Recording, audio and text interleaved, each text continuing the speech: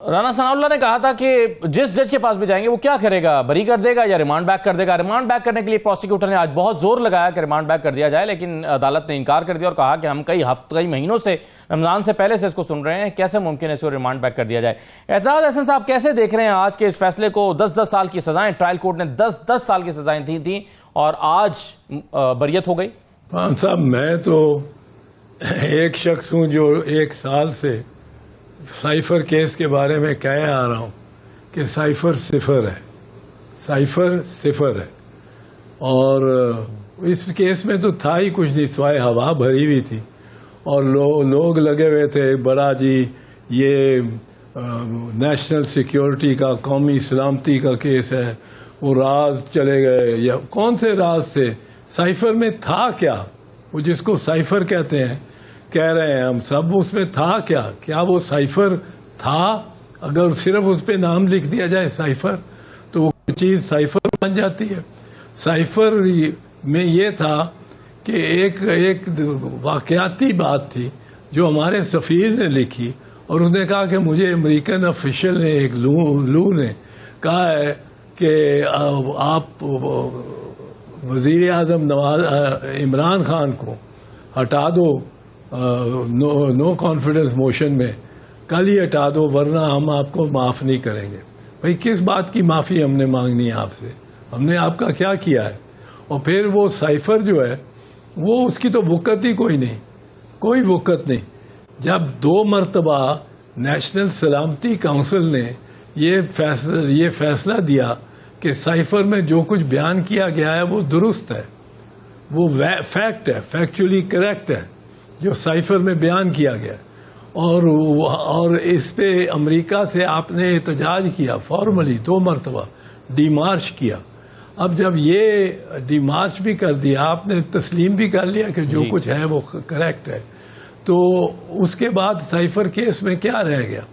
Cipher it self تو صرف یہ کہتا ہے، ایک ملاقات کی داستان بتاتا ہے، اور اس میں ایک ایسی بات کرتا ہے جو اگر وزیر اعظم کے نوٹس میں کسی قسم کی بیرونی گورنمنٹ کی سازش کا علم ہو تو اپنے حلف کے تحت، جو حلف وزیر اعظم کا آئین کے تحت لیتا ہے، جو آئین میں دیا گیا حلف ہے، اس کے تحت وزیر اعظم پابند ہے کہ وہ شیئر کرے عوام کے ساتھ۔ وہ خود کہتا ہے کہ میں کوئی بات نہیں بتاؤں گا جو مجھے بطور وزیر اعظم پتہ لگی، لیکن جو میرے منصب وزارت عظمیٰ کے منافی ہوئی بات اور وہ پھر میں بتانے کا اختیار رکھتا ہوں۔ تو اور کیا تھا؟ یہ حلف بھی نہیں پڑھتے پروسیکیوٹر۔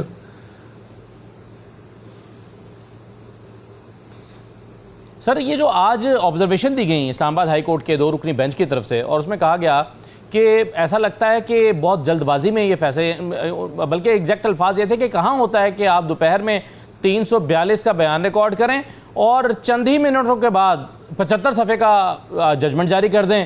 تو سوال اٹھایا گیا کہ یہ پری ریٹن ججمنٹ تھی جو جاری کر دی گئی، تو یہ تو بنیادی طور پر ٹرائل کے اوپر سوال اٹھا دیا گیا ہے، ساتھ ہی ساتھ کہ کیسے انفیئر ٹرائل کیا گیا۔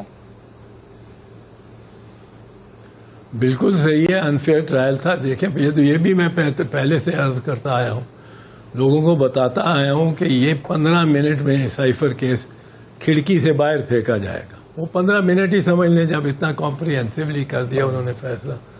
اور میں نے کہا کوئی جج بھی وہ خواہ وہ تحریک استقلال انصاف کے حق میں ہو یا خلاف ہو، عمران خان کے حق میں ہو یا خلاف ہو، نیوٹرل تو ویسے ہی، وہ جج کوئی جج ایسا نہیں ملے گا آپ کو پاکستان میں جو اس سائفر کے کیس کو برقرار رکھ سکے۔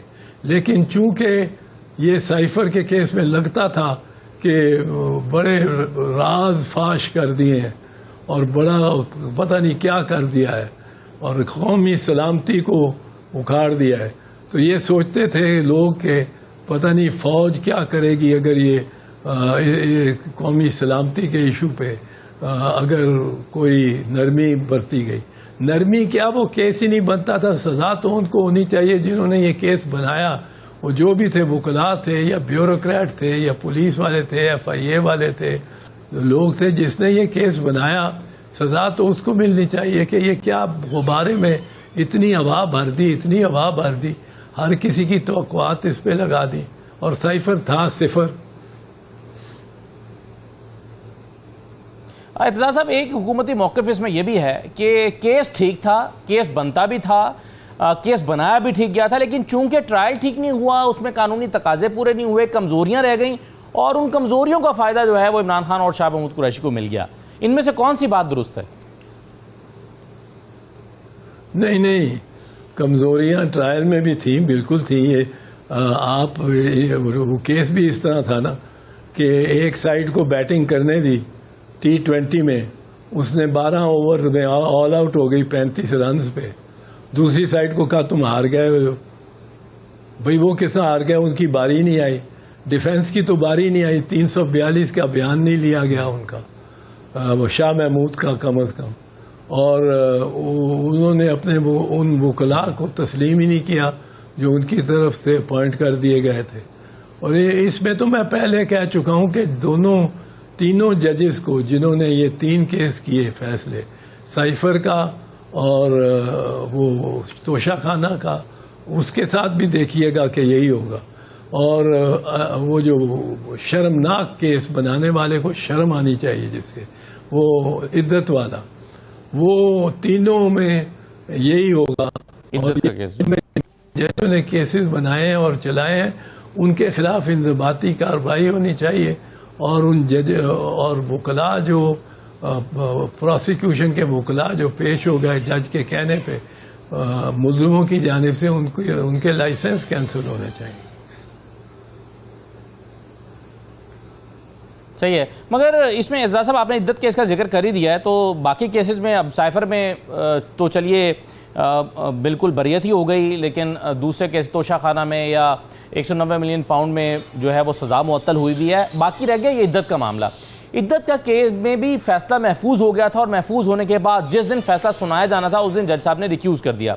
یہ آپ کے خیال میں غیر معمولی بات ہے, یا اس کی نظیر ملتی ہے ماضی میں بھی کہ جب فیصلہ محفوظ ہو جائے اور اس کو سنانے سے پہلے کوئی جج ریکیوز کر جائے؟ یہ مطلب اس کی کوئی مثال ہے پہلے بھی؟ نہیں, پہلے کوئی مثال نہیں, میری نگاہ میں کوئی نہیں. لیکن یہ ہے کہ اس دفعہ یہ کیا بھی تو انہوں نے بڑا سوچا سمجھ کے, اور اس جج کو انہوں نے کوشش کی کہ یہ نہ فیصلہ دے دے. اس نے کہا ہوگا میں تو بری کرتا پہ مجبور ہوں, کیس میں تھا ہی کچھ نہیں. کیس میں کیا ہے عدت کے کیس میں؟ عدت کے کیس میں یہ ہے کہ وہ پتہ نہیں 45 دن نہیں گزارے, وہ 30 دن کے بعد اس نے نکاح کر لیا کسی نے. اب یہ مطلب ہے اس میں جو ٹائم کوئی of the essence of the case, جس میں بیسیوں سر وہ خواب مانے کا کہتے ہیں کہ مجھ سے رجوع کا حق چھین لیا گیا تھا, میں جو رجوع کا جو میرا حق تھا وہ چھینا گیا. وہ کہاں حق تھا اس کا؟ خابر کہتا ہے یہ. خابر نے تو 6 سال پہلے اس کو طلاق دی تھی, اور طلاق دینے کے بعد اس نے کہا تھا کہ ایسی پارسا, ایسی نیک, ایسی پاک دامن خاتون میں نے کبھی دیکھی ہی نہیں ہے. اور اب کیا بیان دے رہا ہے 6 سال بعد؟ 6 سال بعد تو کیا 2 سال بعد, 2 مہینے بعد اس کا کوئی سابق شوہر کا کوئی تعلق نہیں رہتا اس بی کے ساتھ. اور یہ تو اگر پریسیڈنٹ بن گیا کہ ایک شوہر طلاق دے دے اور 4 سال 6 سال بعد اس پہ بیوی پہ لگا سکے وہ الزام, اس قسم کا الزام لگانے کے لیے, بجائے یہ کہ اس کو سنا ہی جائے, اس کو تو سنا ہی نہیں جانا چاہیے تھا.